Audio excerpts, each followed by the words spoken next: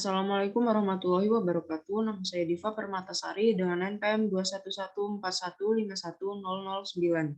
Saya mahasiswa dari Universitas Lampung, Fakultas Pertanian Prodi Kehutanan, kelas A. Di video ini saya akan mempresentasikan PPT mengenai ekosistem hutan yang berjudul Strategi Pengelolaan Ekosistem Hutan Mangrove di Pantai Maron, Semarang.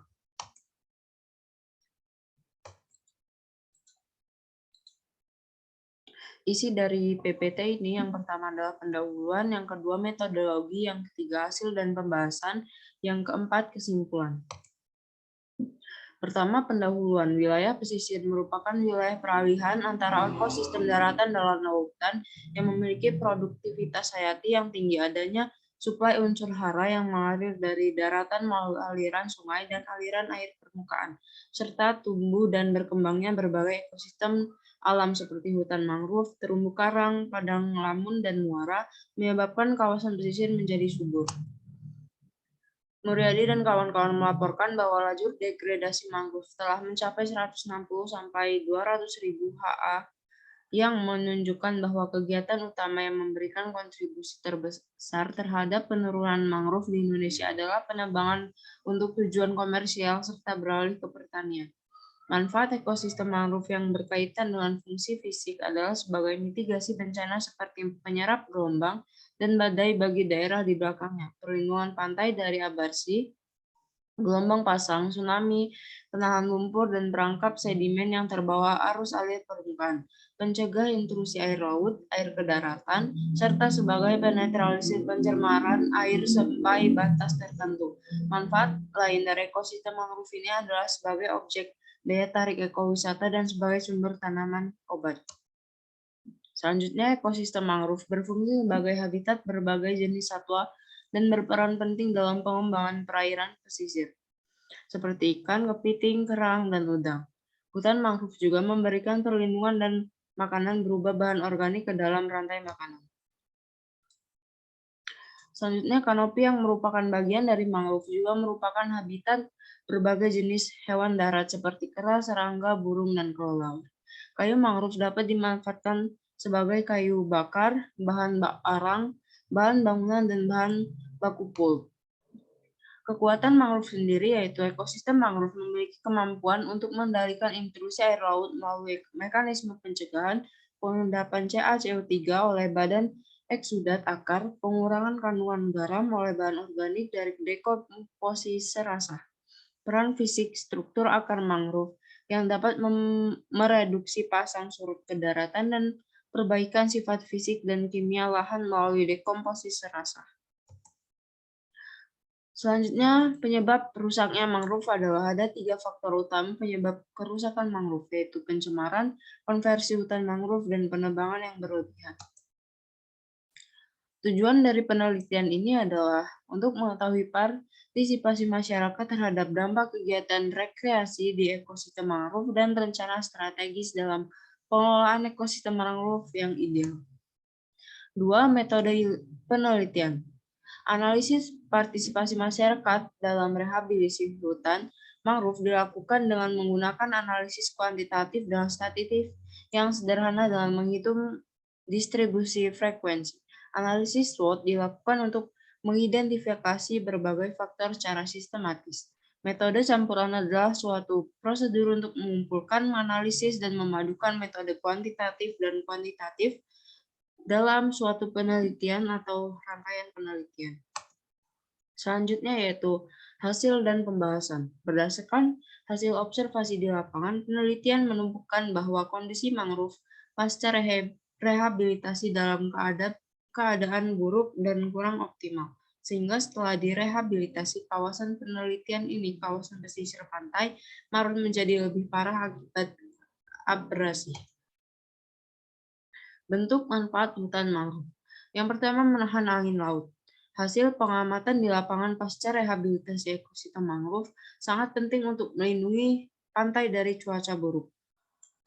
Selanjutnya, peningkatan produksi tambak garam atau ikan. kondisi mangrove sebelum direhabilitasi rusak dan mati akibat abrasi, petani garam lebih rugi karena akan sering memanen garam. Tetapi saat hujan deras, garam akan hilang terbawa arus laut. Yang selanjutnya, mengurangi abrasi. Hal ini dikarenakan ekosistem mangrove yang belum berfungsi optimal sebagai pelindung pantai dari abrasi. Ekosistem mangrove mencegah hal ini terjadi meskipun belum cukup optimal. Dengan adanya kawasan ekosistem mangrove sebagai pelindung suatu daratan dari air laut, kemungkinan terjadinya abrasi dapat diminimalisir. Yang pertama, tabel 1. Hasilnya yaitu setuju dengan hutan mangrove sebagai penanggulangan dan mengurangi abrasi. Yang paling tinggi adalah responden dapat meningkatkan produksi tambak garam atau ikan.